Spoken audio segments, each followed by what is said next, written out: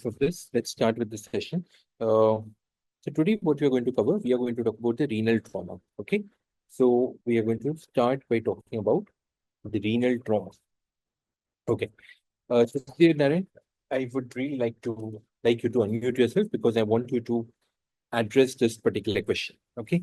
So you have a question in front of you. Can you please say what do you think, or what do you think is going to be the next step or something? So after the road traffic accident, a young male came to the emergency room. Okay, so after the road traffic accident, the young male came to the emergency room. Patient was hemodynamically unstable. So the patient was taken up for the exploratory laparotomy. During operation, you found a perirenal hematoma. Okay, what you found was a perirenal hematoma. Okay, what is the next step in the management of this particular patient? What are you going to do? Okay, so just imagine you are on the duty. Okay, a patient came to you. A patient was after the road traffic accident, let's say blunt trauma. Okay, blunt trauma. The patient came to you, and you examined the patient. Patient was hemodynamically unstable. So you took the patient for an exploratory laparotomy as per the management protocol for the blunt abdominal trauma. You did a fast. Fast was positive. You took the patient for an exploratory laparotomy. Inside the operation theater, you are finding that there is a perineal hematoma. What are you going to do next? Are you going to perform an nephrectomy, open the Chirota's fascia and explore the Single shot IVP. what? Option D, single shot IVP. Okay, so what do you understand by this particular single shot IVP? Uh, What is the single we'll give shot? in, we'll give a dye and we'll do intravenous pyelogram so that we can find if there is any leakage from the renal pelvis. Okay. So you said two things. Okay. So, okay, absolutely. First of all, like absolutely great. The correct answer is definitely single shot IVP. But I would really like for you to elaborate. So what you said was IVP is basically same as the IVP which you do. Okay. So sometimes in the OPD, the patient comes and you advise, IVP for those particular patients, right? Is it the same, like the same thing which you're going to do in the OT, or there is some But difference? with, uh, with CM we'll do so. Yeah, we have. Okay. So even in the when you send the patients for the IVP, it is done under fluoroscopy only, right? That's basically your C-arm only.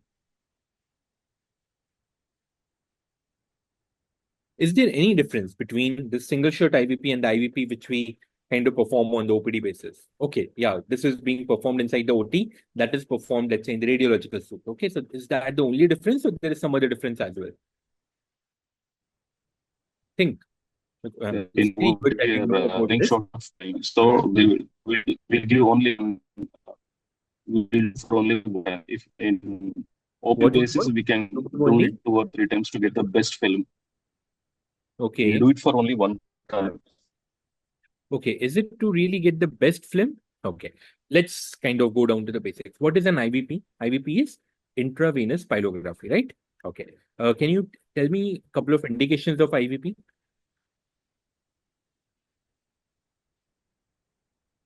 See whatever comes to your mind. That's absolutely good. Like just speak up your mind. No issues with that. Okay, so the whole point is that in my sessions, I always try to interact with whoever is online because the more you speak, the more you will remember over a period of time. Because if it was just a monologue, obviously I'm not going to teach you something out of the world, right? I mean, probably you know more than this, the theoretical aspects of it.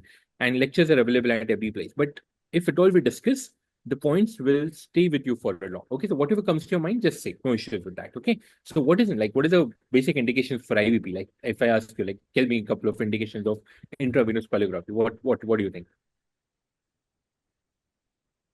Okay, I'll give you a hint. Any kind of an obstruction. So let's say PUJ obstruction, we can perform an Any IVP. stones, Stones, yeah. What else? Strictures, okay, ureteric stricture, something like that, right? Now, let's go back to the basics. How do you perform an IVP? So, for example, let's say I'm a patient. I am not a doctor. I'm a patient. And let's say I ask you, you are a surgeon. You advise me, okay, get a intravenous pyrography done. I would ask you, right? What are they going to do? So I'll just kind of elaborate. Okay, so do you want to try or should I tell you? please explain, sir.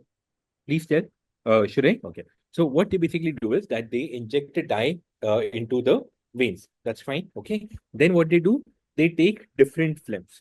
Okay. So in the routine intravenous pylography, what we perform is, so what you said is that we are going to take multiple films so that we can get the best film.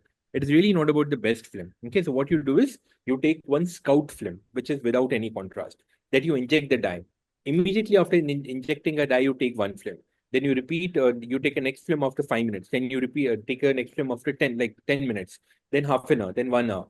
And then let's say a couple of hours, 6 hours or 3 hours, and then you take a delayed film. Sometimes, if at all, let's say it's a poorly functioning kidney or something, then you take a delayed film after 12 hours or 24 hours.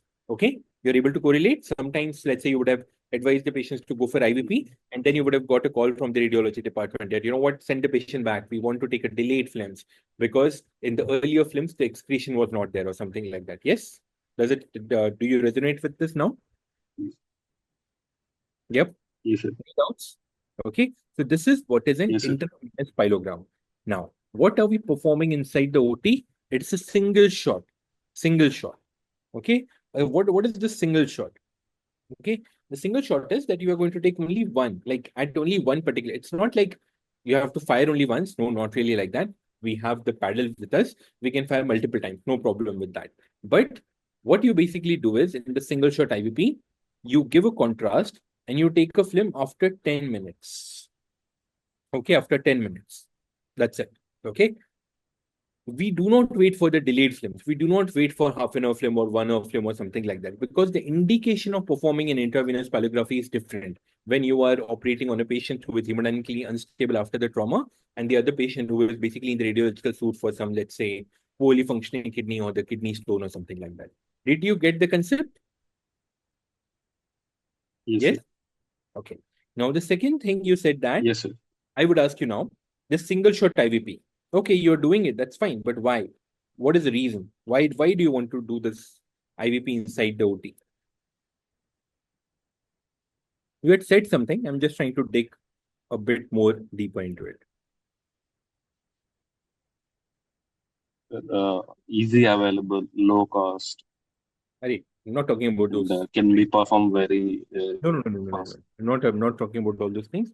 I'm talking about how it is going to make you wise clinically. Like, I'm not talking about all those things which you write in exam just to fill the pages. I'm just asking you, what is the objective thing which you're going to get? Like, how it's going to change your management, or like, what information are you going to get so that you get more wiser after performing this IVP? For example, in the patients with the staghorn calculus, I want to If perform. I'm able to see the eye properly in ureter, What? You said something about contrast leaking or if something I like that, see, right? if I, What? yes, sir. If the contrast is properly done in the renal structure normally, so if there is any breach, I can identify it. Right. So what you're trying to say is that you are trying to kind of find out where is the renal injury, right? I think that is what you were trying to say in between the Yes, sir. lines. Yes? Yes, sir. Answer is no. Yes, sir. Okay. We do not perform the single shot IVP to know what is the degree of the injury or where is the injury. No, not really. Okay. So I'll tell you why do you perform it. Just give me a minute. Okay. So these are the two things which you need to understand about the single shot IVP. Okay. We'll talk about that. Okay. Now, I'll give you the answer to the second question in a bit. Okay. So just relax. Okay. Now, after the road traffic accident, the young patient presented with a non-pulsatile retroperitoneal hematoma, non-pulsatile retroperitoneal hematoma on table intravenous urography, intravenous pyelography, and the same thing was done. Right kidney was not visualized. Left kidney showed immediate excretion of the dye. What is the next step in the management? Mon, say whatever it comes to your mind. Nephrectomy, open the Gerota's fascia, explore for the proximal renal vessels, perform a retrograde pyelography, or perform a like on-table angiography. They're mostly nephrectomy because that hematoma might contains that damaged kidney. Right. So yes, most probably the patients will land up into nephrectomy. But what is the next step is you open the Gerota's fascia and you try to take the control and you try to see where's the bleeding. And if at all you're able to kind of repair that bleed or something, then it's fine. Otherwise, you go ahead and do a nephrectomy. But the next step they had asked you in this, so it is going to be to open the Gerota's fascia and explore